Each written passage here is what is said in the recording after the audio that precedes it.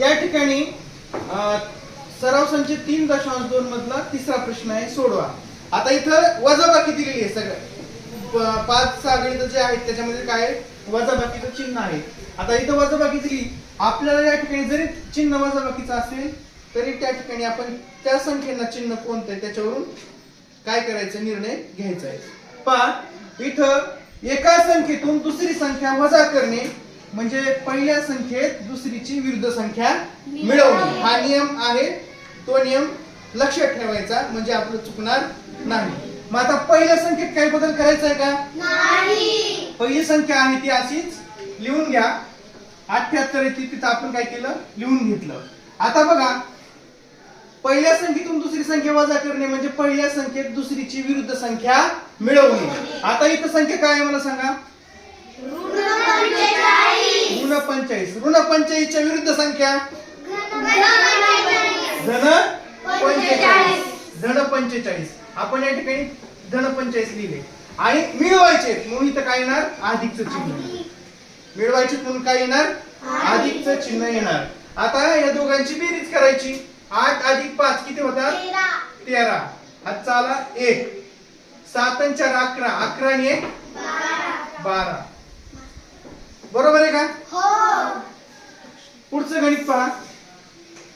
आता इथं ऋण 19 आहे बरोबर आणि वजा ऋण 27 आहे. याच्यात पहिली संख्या कोणती आहे?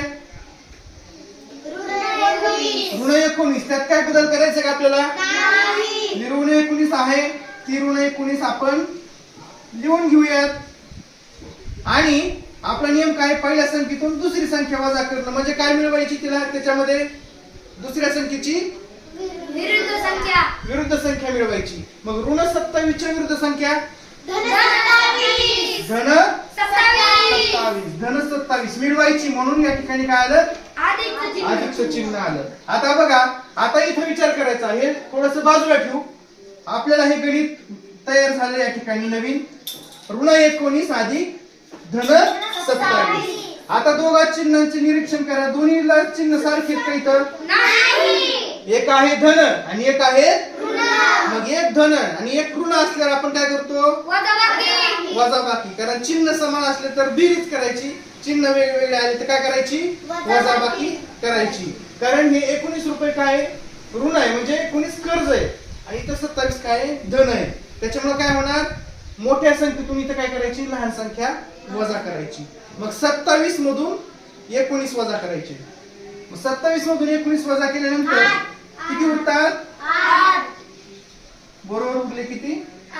8. 8 उरले तर 8 ला चिन्ह कोणतं देणार?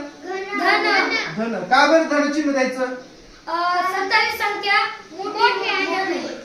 27 संख्या काय आहे? मोठी आहे म्हणून त्या 8 ला काय चिन्ह दिलं? धन. आता गणित अशी सोडवता येते? याच्यात काही अडचण आहे का? नाही.